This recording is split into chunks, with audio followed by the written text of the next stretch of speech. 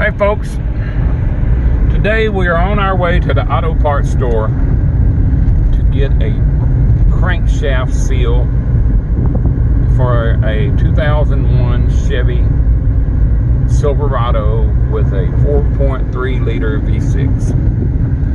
And as soon as we get back to the house, we're going to install that.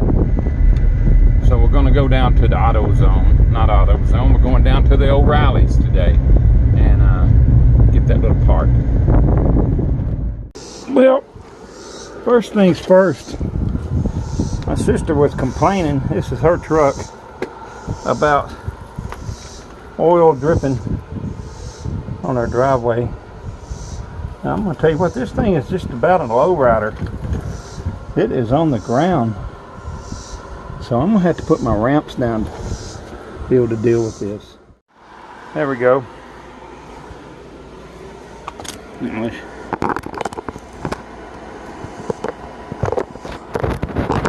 drive it up onto the ramps.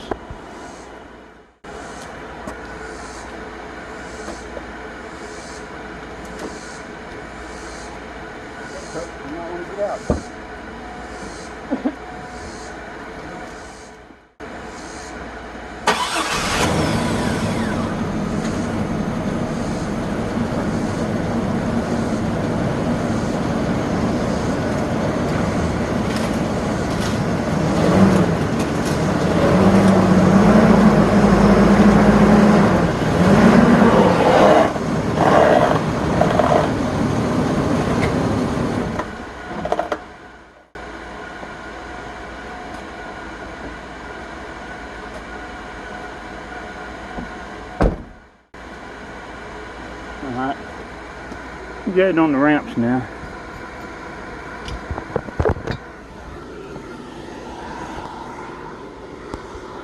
Alright, I've got it on the ramps. Well, I am just sweating like crazy out here today, though. It is so humid.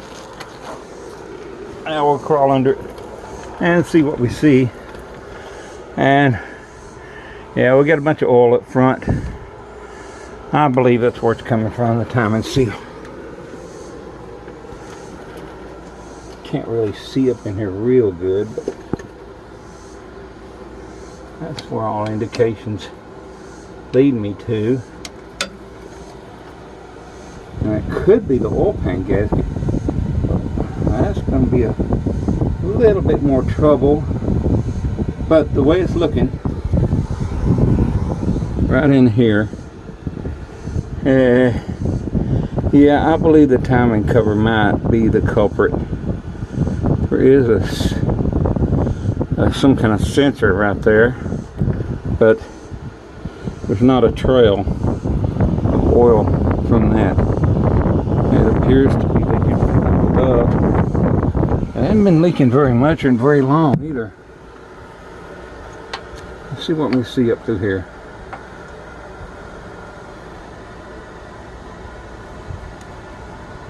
Yeah, that kind of looks like it. I'm not 100% on it, but I'm pretty sure. Of course, the timing cover looks a little leaky, if you can see that.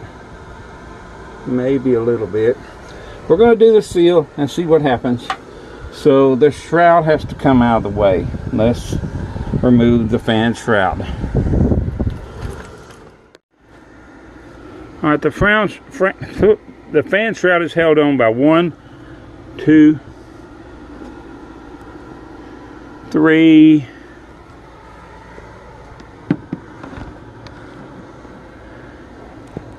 4,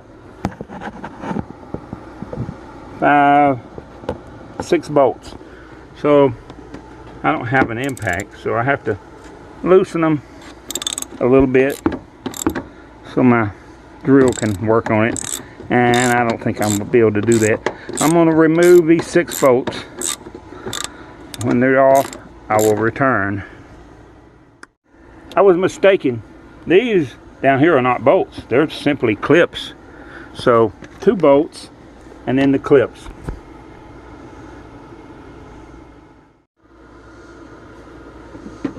I use a pair of side cutters. Dikes, some people call them. And I just kind of work them in here. Sometimes it's a little difficult because you might have cables or anything in the way. And I just kind of get a hold of that pin in the middle and give it a wiggle and pull up at the same time. Might have to do a little prying, and as you see, it slips right out. So I'm going to continue that with all the rest of them, the other three. Now hopefully the fan shroud will just slip right out of here. It may not. And I've got my phone charger plugged into this cord here, and it's giving me a fit. So yes, it just slips right out. We'll toss that to the side. Don't drop any of this stuff too hard because it's old and it could break. Now we'll rotate the bottom one out so we'll have some more access, and that might be a challenge because of the nature of the beast. There we go. It's coming out. Hold on. Now, I'm going to attempt to take this fan off. And the way I've seen to do it, the way I've done it in the past, is I'll get me a punch and I'll hit it pretty hard right on this nut. And usually that's enough to break it loose. I'm going to see if it'll work.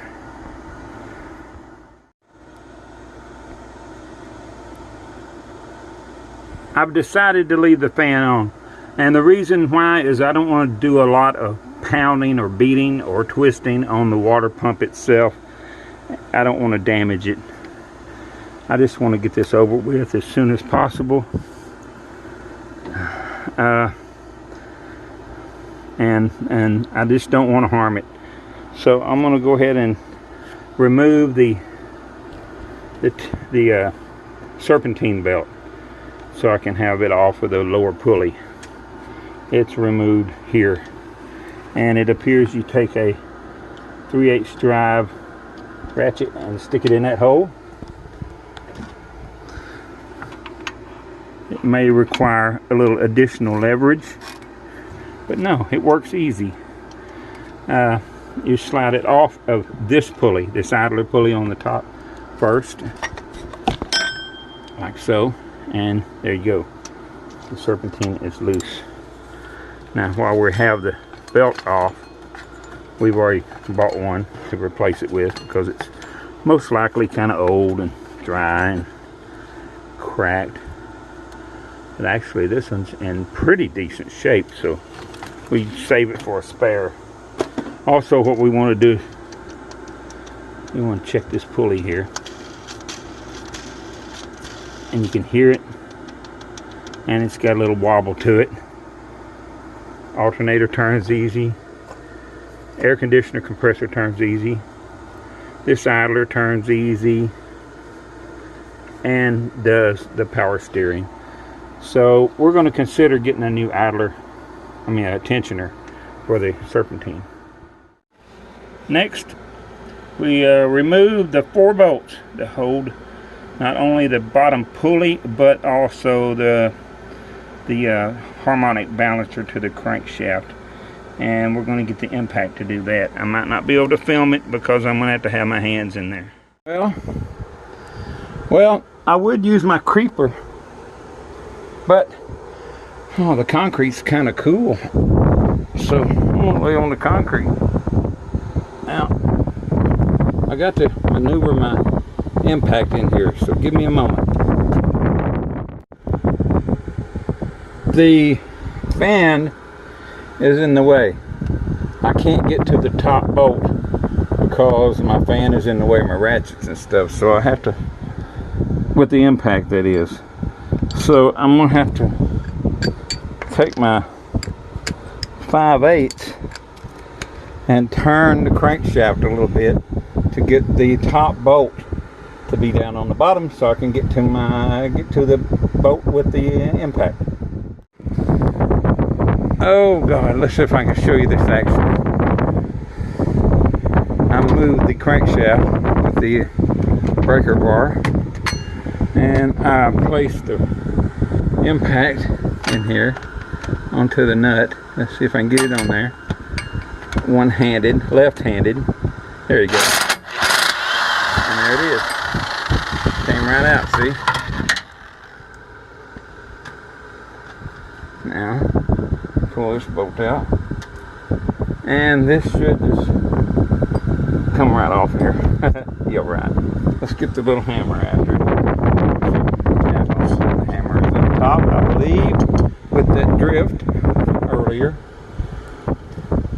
So we'll take this here crescent wrench that I have handy, and we'll just kind of tap on that pulley, and it should come off. If it don't want to come off, well, we'll take that center bolt out. Maybe the center bolt is holding the pulley on also. So give me a minute. Yes, that was exactly the case. The center bolt that holds the harmonic balancer also contains this. So the trick is going to be, before we finish putting it together, we'll put the pulley on with the bolt, the 9/16 head bolts. Now we need to go get the harmonic balancer puller and attach it to the crankshaft. So here we go. I was able to use the same bolts that hold the pulley onto the balancer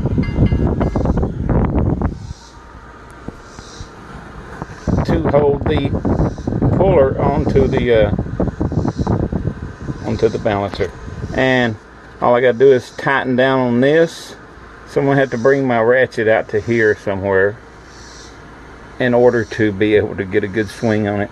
So give me a minute to get set up. I'll come back up top to do this, just because I can get more throw on it. So all you have to do is just tighten down on that bolt, and the balancer should come right off, unless of course the crankshaft decides to spin, and then you're going to have to block the crank somehow, and that's what's going on. Just to show you, I was able to wedge this pry bar in here to be able to stop the crankshaft from spinning while I tighten this bolt down in order to pull off the balancer. So I'm going to go ahead and pull the balancer now. Let's see here. There we go.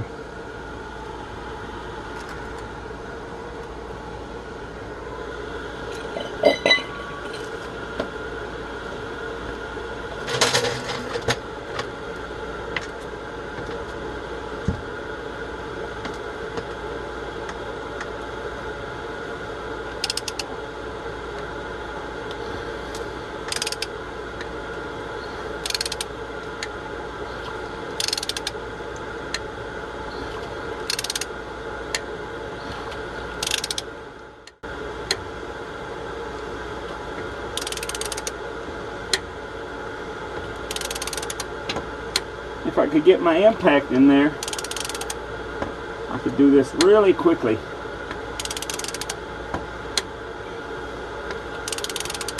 But at the same time, there's always the chance of damaging the threads on your puller if you use an impact. So this really is the best way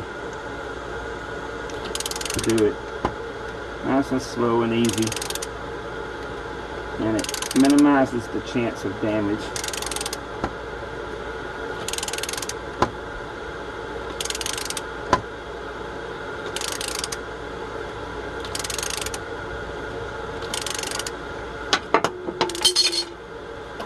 There it goes. It's almost done now. The bar fell out and the crank's not turning, as you can see. But at the same time, the bolt's tightening up, and I'm dripping sweat like I have a leaky roof or something.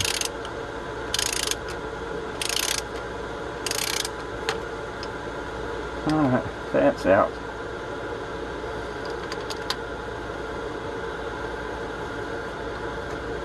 There it is. And guess what? I don't see evidence of a terribly bad seal. The seal doesn't look horrible.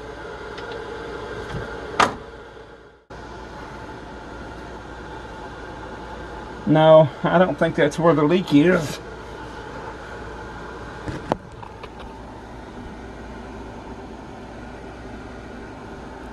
Maybe the timing cover.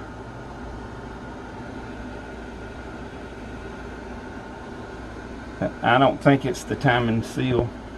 I mean the crank seal.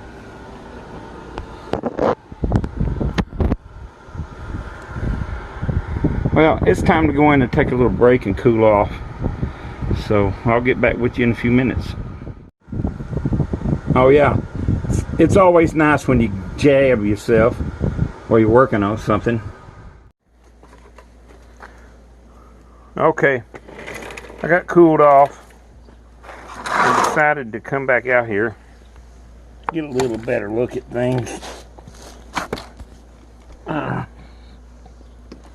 This time I'll get on my creeper and we'll get a look at things. How you doing, Rick? You being a good boy? Alright, let's get a look at this thing. Shine the light up in here. Well, you can see where it's been leaking up front, without a doubt. See here? It's very wet. But if we look around here, we can see that it's not the seal, but it is kind of wet in this area here. So it's the timing cover that's been leaking up front. However, we do have a pool of oil on my driveway now, and I see that it's dry on the pan gasket here. There's some accumulation up front. I'll go around to the driver's side, and it's dry on the pan gasket there. It's dry on the pan gasket back here by the starter.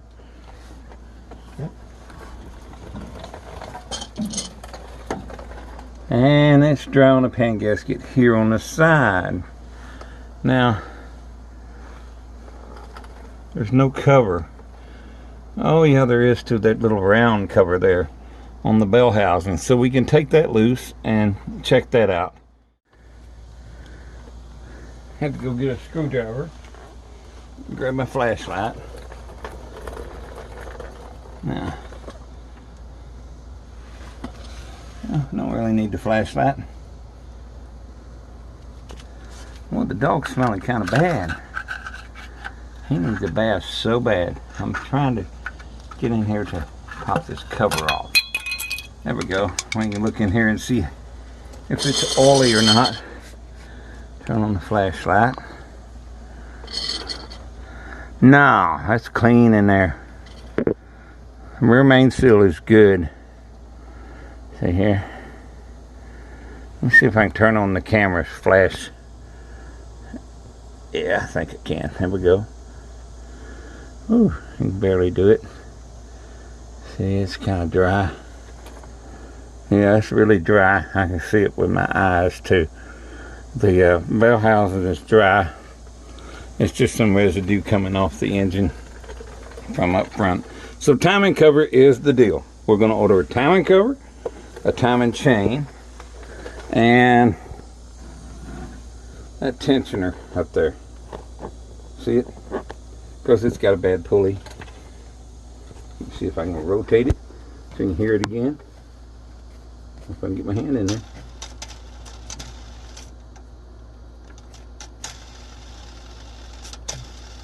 And it's got a little wobble in it. So yeah. So a tensioner, timing chain, timing cover gasket, and we'll be good to go. So we're going to go inside and do some study, see what it's going to take to fix this, and we'll do part 2. So this is the end of this video. Appreciate you guys watching it, and I invite you back to see the next episode of this Chevrolet. It'll be on a playlist. And thank you very much. Thank you so much for watching the video. Have a good day.